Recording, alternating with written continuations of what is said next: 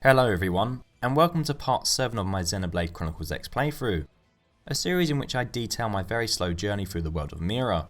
So without further ado, let's begin.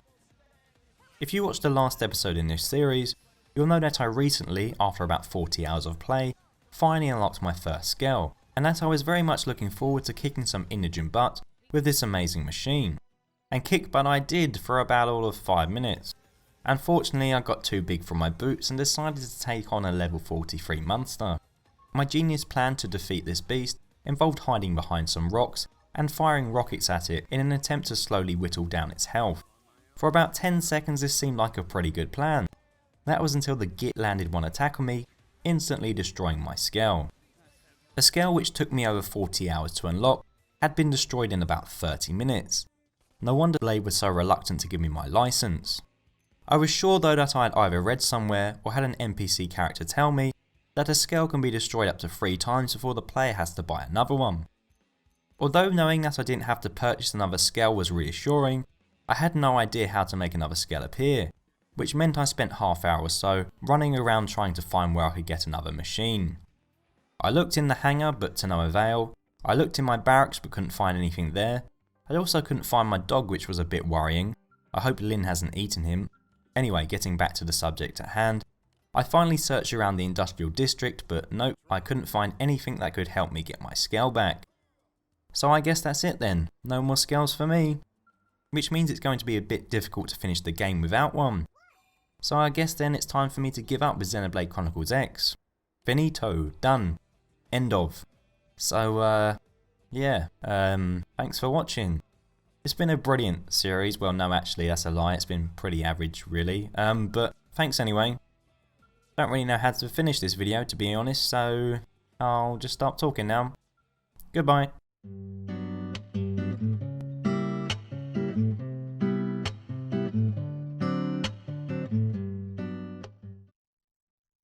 Did you really think that he was just going to give up? You silly sausages. Ha ha ha. Ha ha ha. What? No, do not worry, my amazing viewers. I did eventually realise that all I had to do was log into a terminal in the Blade Barracks, and like magic I could get my skell back. Yippee! I also decided to give it a paint job, and I'm quite happy with the results. I'll just have to try and take better care of this one than the last. After prattling around for about an hour, I decided it was time to actually do some missions, and set off to complete the Close Encounters side quest. I was given the task of talking to a Manon, which I couldn't do until I had cleared the area of enemies. Clearing the area itself wasn't a problem. The problem was that after I cleared the area, I ended up being targeted by an enemy through a wall somehow. I mean, just watch this clip for yourself and see what happens. What the hell, man? What the hell just happened? What the hell? In the end, I just had to accept that this beast could kill me through a wall somehow, and that my only solution was to hunt it down, which I did with pleasure. I then progressed to talk to the Manon and finish the mission. Good stuff. Next on the agenda was helping the Nopon find some of that other missing family pon. The first missing Nopon proved to be pretty easy to find, and after rescuing the fat bugger, I ended up heading towards a coastal area where the sun was setting. Now there aren't many times in video games that I just stop to admire the scenery, but here in this instance I made an exception. Seeing the sun set over the Noctilum Sea was quite a beautiful moment, and it just goes to show what a gorgeous game Xenoblade Chronicles X is, and if you don't agree, well then you're clearly blind. After spending far too much time being all emotional over a virtual sunset, I did eventually manage to refine my testicles, and proceeded to rescue the other 2 remaining Nopon. And with that, another mission was done, and hopefully this will be the last time I have to deal with these annoying creatures. Next up, I decided to recruit Irina, another character who I don't really remember even meeting before, and attempted her affinity mission My Dream. Up until this point I found affinity missions to be a bit hit and miss. Some do contain a decent narrative and mission structure, whilst others aren't much better than bog standard fetch quests. This mission however I really enjoyed, and it was mostly down to the introduction of a character called the Murderess.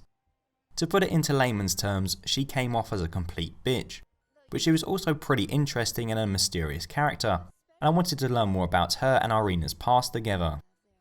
I agreed to let her join the team temporarily in order to track down a piece of the life hold, but predictably she lived up to her name and attempted to kill me and the rest of my party. Of course it didn't go down like that.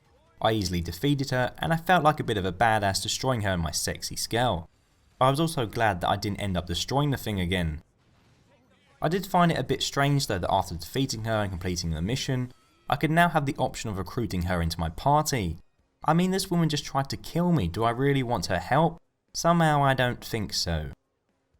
Despite how crazy I found Murderess to be, she had nothing on the next recruitable character I encountered. Bose Lowe's, or the Mad Monk as it seems he is known by, is in my opinion one of the most unlikable characters I've encountered in Xenoblade Chronicles X so far. I mean, not only does he talk in a manner that makes it seem like he thinks he's from Asgard. Day is young, and victory is in the air. We ride! Dick. Sorry, just something in my throat there. But he also seems to be a bit of a racist, refusing to help an injured Manon due to the simple fact that he isn't a human. I mean, I know I find the Manon, like most of the alien races on Mira, to be pretty annoying, but I wouldn't refuse to help one. So help one I did. Suck on that, Bose. My mission whilst with this Mad Monk was to try and help some survivors from a group of his who had been attacked in the cave. Unfortunately, it turned out that only one survivor remained, named Reggie, and after coming into contact with him, I was ambushed by a ton of indigen. What followed next was a battle in which I had to survive against a never-ending horde of enemies until the time ran out. I found this mission to be actually quite fun. I mean, I literally spent 4 minutes in a skell blowing up as many enemies as I could. What's not to like? Once my fun blowing up indigens came to its end, Bo spoke to his colleague Reggie. Now I don't know about you, but if one of my soldiers had just witnessed every other member of his crew get eaten by creatures, I'd cut the poor guy some slack. But of course Bose, being the arsehole that he is, had other plans and decided to berate him. He even told him that he should quit Blade. As if that wasn't bad enough, he then said that he needed to punch some sense into him and had then attempted to hit him. I mean, what the hell is wrong with this guy, seriously? Who thought it was a good idea to employ this psycho? I don't think I'll let him join my party in the future. I'd rather not be punched in the face, thank you very much. As if having to deal with a woman called the Murderess and a guy who likes to punch his own soldiers wasn't weird enough, the next and final affinity mission of this week's video was just as strange. Titled The Matchmaker, it was my job to help some random dude called Shingo with his lady crush. Instead of, you know, going over to his crush and talking to her like a normal person, my party and Shingo just sort of stalked her from across the road, which was just a tad bit creepy. Although I have to say that the stalking wasn't entirely in vain, as I deduced that this girl clearly has mental problems. I mean, we can see that there is no one near her, yet she is talking to herself a lot. She's still going, still talking to no one.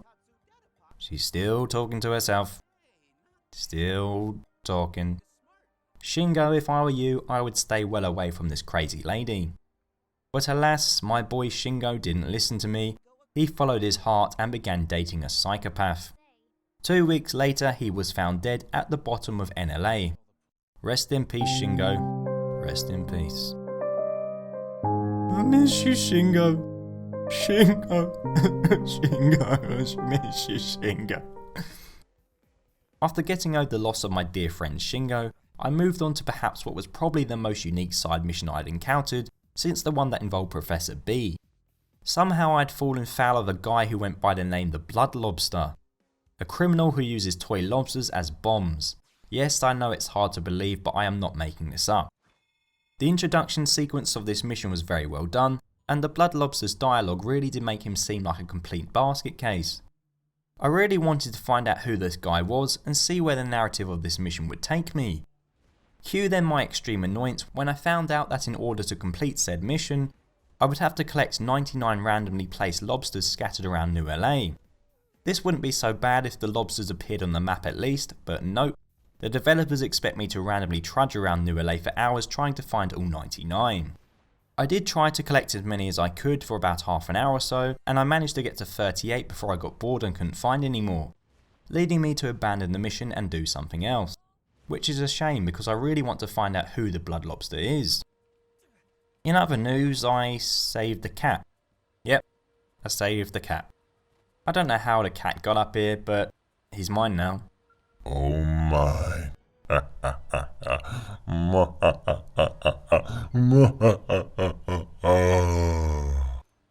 Anyway, as soon as I got back to the Blade barracks, I immediately swapped out the Labrador for the cat. I prefer cats to dogs anyway, so it's a pretty easy decision to me. I mean, just look how cute he is. Unfortunately, I'm going to end this video in very much the same manner that it started, with me destroying a skell. That's right, I lost another one. I was attempting to complete a mission which tasked me with taking down Ferdinand the Fortuitous. Ferdinand himself wasn't that much of a problem.